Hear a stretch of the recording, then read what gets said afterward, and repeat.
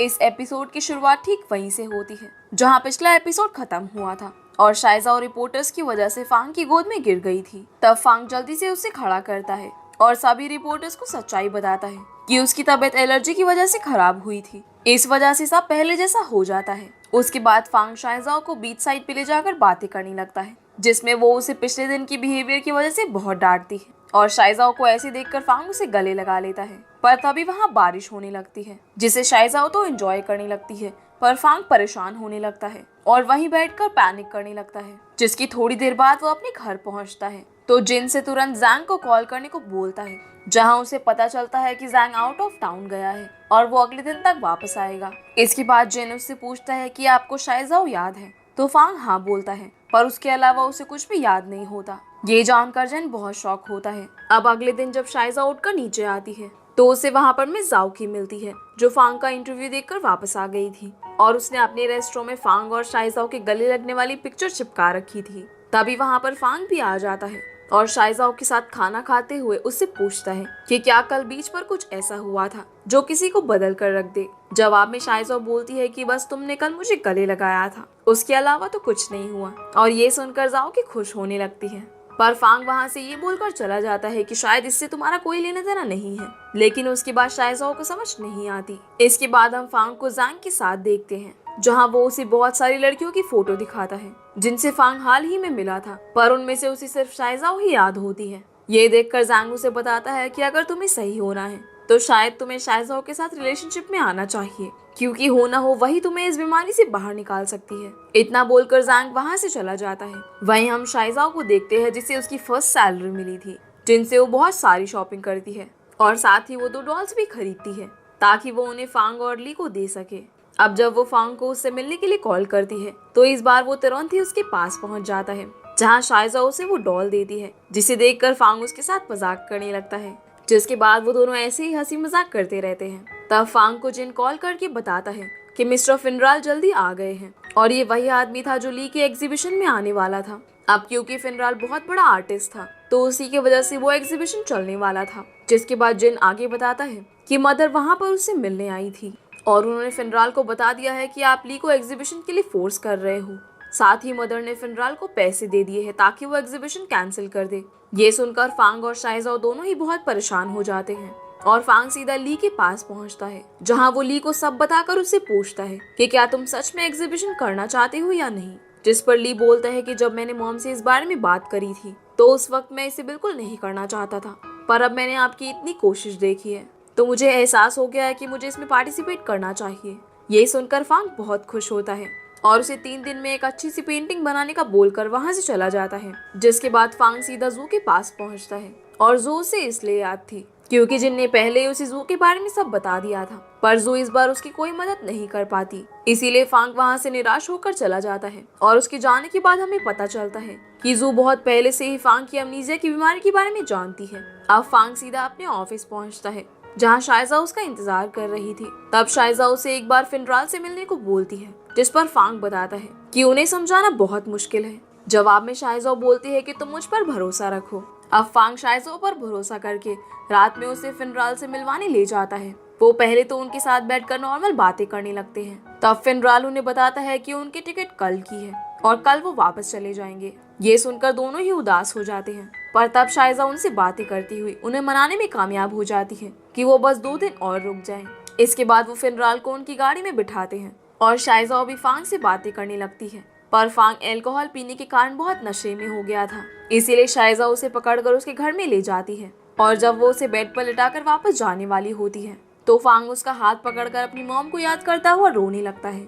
इसीलिए शाइजा उसके पास ही बैठ जाती है और पूरी रात फांग उसकी गोद में सर रखकर सोता है। अगले दिन जब उसकी आंख खुलती है तो उसके कपड़े बदले हुए थे और उसके बाथरूम में से किसी की आवाज आ रही होती है। तब फांग वॉशरूम के पास जाकर बोलता है कि शाइजा क्या तुम सही हो, क्योंकि इस बार फांग को लग रहा था कि शायद रात में उसने शाइजा के साथ कुछ गलत ना कर दिया हो। तब उसके वॉशरूम से जिन निकलता है जो उसे बोलता है कि कल रात उसने अपने कपड़ों पर वॉमिट कर दी थी, इसीलिए जिन ने उसके कपड़े बदल कर चेंज कर दिए थे। ये सुनकर फांग की जान में जान आती है और वो बाहर जाकर जिन और शाइजा के साथ ब्रेकफास्ट करने लगता है।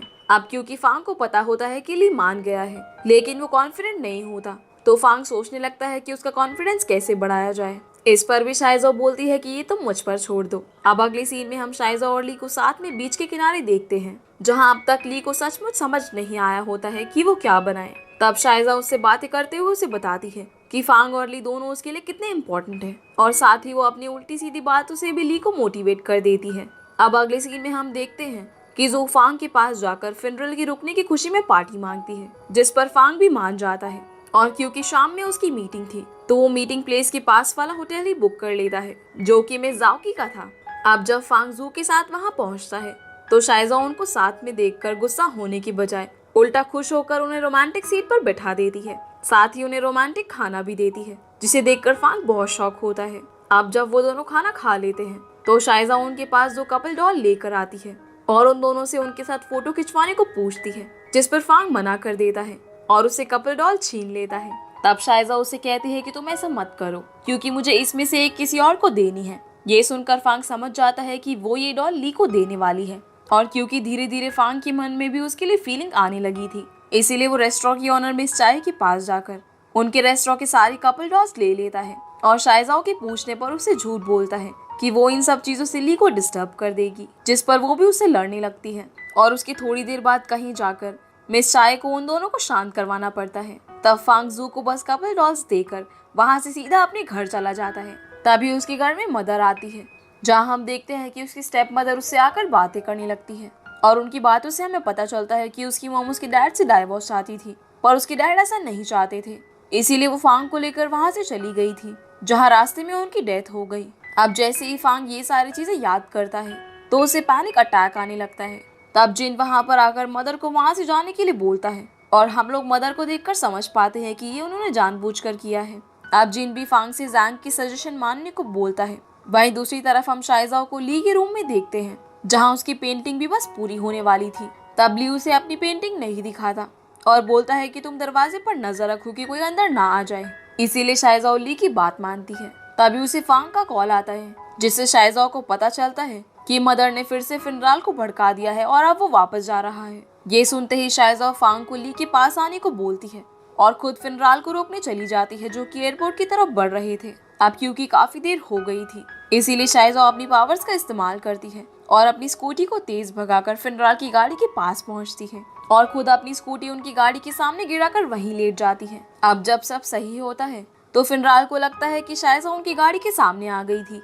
तभी वहाँ फांग बिल्ली को उसकी पेंटिंग के साथ लेकर पहुंच जाता है और शाइजाओ को देखकर बहुत घबरा जाता है, पर वो उसे इशारों में बता देती है कि ये सब उनके प्लान का हिस्सा है।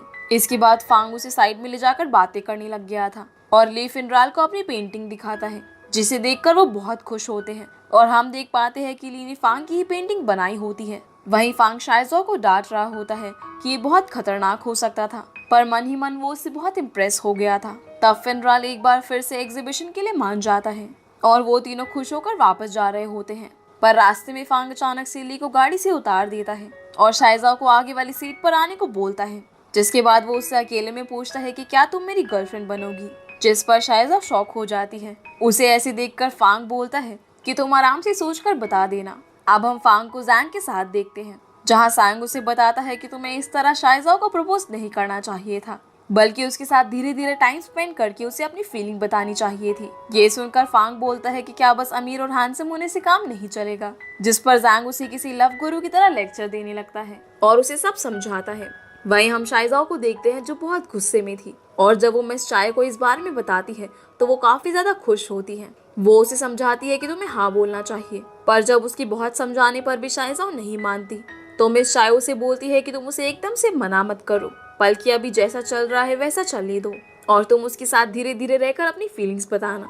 ये बात शाइजाओ को सही लगती है, क्योंकि इससे उसकी और फांग की फ्रेंडशिप भी नहीं टूटेगी, इसीलिए वो इसके लिए मान जाती है। अब हम फांग को देखते हैं, जो पूरी रात शाइजाओ के बारे में सोचकर बहुत परेशान रहता है। जब अगले दिन वो ऑफिस जाता है तो उसे पता चलता है कि एक्सीडेंट के बाद जो उसकी बॉडी के पास सफायर मिला था वो अब तक अर्थ पर कहीं नहीं मिला है। यही सुनकर फांग बहुत खुश हो जाता है और उस पर रिसर्च करने को बोलता है। वहीं हम शाइजाओ को देखते हैं, जिसे अनाउंसिएटर के होने का एहसास होता है, इसीलिए वो उस तरफ जाने लगती है, पर रास्ते में वो फिर से रोड के बीच में गाड़ियों से डरकर बैठ जाती है। उसी समय फांग उसे जाता हुआ देखता है और तुरंत आकर उसकी मदद करता है, पर शाइजाओ उससे ज्यादा बात नहीं करती और तुरंत अनाउंसिएटर की तरफ जाने लगती है, जहाँ उसे पता चलता है कि अनाउंसिएटर फांग के रिसर्च डिपार्टमेंट के अंदर है। तब शाइजाओ वहाँ की सीसीटीवी खराब करके अंदर जाने की कोशिश करती है, पर वो वहाँ अपनी पावर्स का बिल्कुल भी यूज नहीं कर पाती। इसलिए वो घर आकर कुबरी को सब बताती है और कुबरी उसे ली से मदद लेने को बोलता है। इसलिए शाइजाओ तुरंत ली से मिलती है और उसे बताती है कि फांग की कंपनी के रिसर्च डिपार्टमेंट में उसका कुछ जरूरी सामान है जिसे वो वापस लेना चाहती है। जिस पर ली खुशी खुशी उसकी बात मान जाता है और उसे सीधा कंपनी में ले जाता है, जहाँ उसे पता चलता है कि वो रिसर्च डिपार्टमेंट में नहीं जा सकता क्योंकि उसका कंपनी आई कार्ड नहीं है।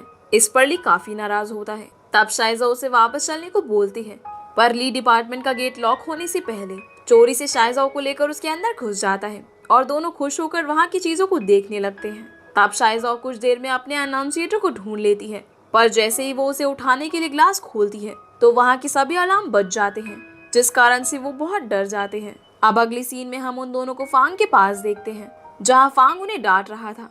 तब ली सारा इल्जाम अपने ऊपर लेते हुए बोलता है कि मैं शाइजाओ को वहाँ पर ले गया था क्योंकि मुझे नई पेंटिंग के लिए इंस्पिरेशन चाहिए थी, और वैसे भी ये कोई ज्यादा बड़ी गलती नहीं थी। इसीलिए फांग उन्हें ज्यादा कुछ नहीं बोलता और वो ली को वापस भेजकर शाइजाओ के साथ बातें करने लगता है और उससे पूछता है कि तुमने मेरे प्रपोजल के बारे में क्या सोचा, जिस पर शाइजाओ बोलती है कि मुझे कुछ समझ नहीं आ रहा। तब पहले तो फांग को लगता है कि ये सब ली की वजह से है, पर बाद में शाइजाओ उसका डाउट क्लियर कर देती है और ये जानकर कि शाइजाओ ली की वजह से फांग को नहीं छोड़ रही, फांग बहुत खुश होता है और डिसाइड करता है कि वो पहले शाइजाओ को अपने आप को जानने का मौका देगा। वहीं हम मदर को देखते हैं, जिसे जब ये पता चलता है कि ली को पकड़ लिया गया था तो वो काफी गुस्सा होती है और तुरंत ये बात अपने भाई को कॉल करके बताती है कि जब वो फांग के घर गई थी तो अचानक से उसकी तबीयत खराब हो गई थी। ये सुनकर कांग बोलता है कि मैं इस बात पर थोड़ी और चीजें पता करता हूँ। अब सीन फांग पर आता है, जो रात में लव रिलेटेड बुक्स पढ़ रहा था ताकि वो जान सके कि किसी को प्रपोज कैसे किया जाए, और उनको पढ़ने के बाद फांग बहुत खुश होता है। अब अगले दिन जब शाइजाओ अपने रेस्टोरेंट में जाकर काम कर रही होती है, तभी वहाँ फांग उसके लिए फ्लावर्स लेकर पहुंच जाता है और इसी के साथ ये एपिसोड यहीं पर खत्म हो जाता है। तो गाइज ये थी आज की वीडियो एंड आई होप आप लोगों को ये वीडियो पसंद आई होगी, तो वीडियो को लाइक करके चैनल को सब्सक्राइब जरूर कीजिएगा। तो आपसे फिर मिलते हैं अगले एपिसोड में, तब तक के लिए गुड बाय।